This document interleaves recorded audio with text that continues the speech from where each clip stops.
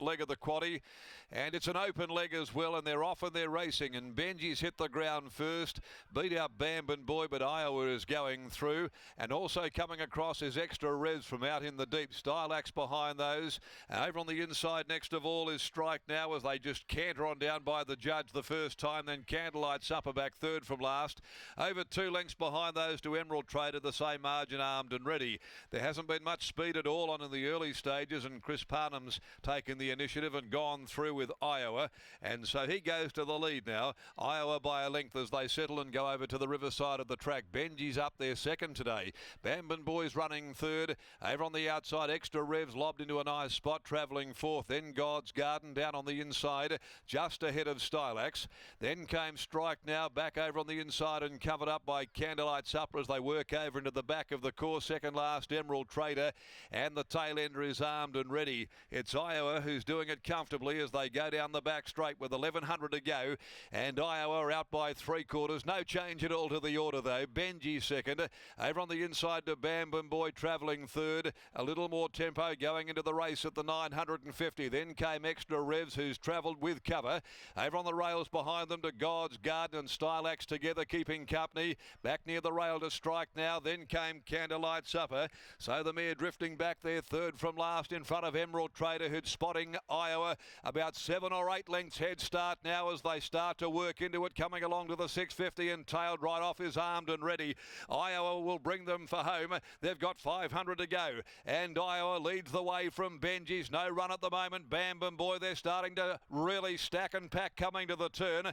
Over on the outside, going forward, Extra Revs and making a move around them, the mare Candlelight Supper, and further back Emerald Trader starting to hit top gear as well. Parnham goes to work on Iowa at the 270. It led by 2 Candlelight Supper. Extra Revs can't go on. Iowa scraping the Dulux over on the inside is well clear with 100 left to go. It's Iowa by 2 Candlelight Supper. Over on the outside, Emerald Trader runs on. Iowa's getting a little tired, but it'll have enough in hand, and Iowa got the money. Iowa, at his second run in WA for Derby Racing, has won from Candlelight Supper, Emerald Trader and Strike Now. In behind them, Extra Revs, followed by God's Garden, Stylax. Further back to Bambin Boy, Benji's weakening, and a long last is Armed and Ready when they pull up.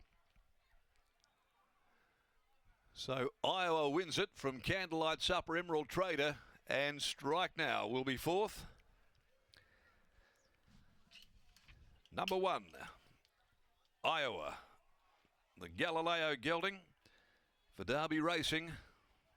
The colours strike rate here in WA is phenomenal, largely due to the deeds of Overpass. And this stayer from the East Coast, now with Simon Miller, gets the job done, leading throughout. Chris Parnham at the helm, beating 8 Candlelight Supper, Troy Turner and 5 Emerald Trader. Jason Whiting, Strike Now fourth home. The interim numbers 1, 8, 5 and 4. And margins are 3/4 and a half ahead. 2:16.74 was the time. 37.26 the last. 600 there recorded by the winner. Chris just hugged the fence, and this horse went as straight as a gun barrel in the run to the line. Out of Bridal Dance by Danehill Dancer for Simon Darby. A Black, B Bradley and Madame's Irish and Lewis, Luciano and McGrath, Sultana, Constantine, the Around the Bay Syndicate, the GG Brothers Bell Syndicate, the High Flyer Group, Rastus Racing, and also Simon Adamson Derby Racing, and the Coogee Old Boys as well. And there's a few Sydney siders over here that have stayed on after the rugby last night and enjoying the racing this afternoon. And a former Sydney horse gets the job done for Simon Miller and Chris Parnham. Candlelight Supper second by Verdegree out of Rare Subject, Alan Matthews and Troy Turner. And third, 5 Emerald Trader by Trade Fair out of Around Jindabyne, Linny Watson and Jason Whiting. So to race 7, the congratulations, Matty Derrick, leading apprentice handicap over 1,200 metres.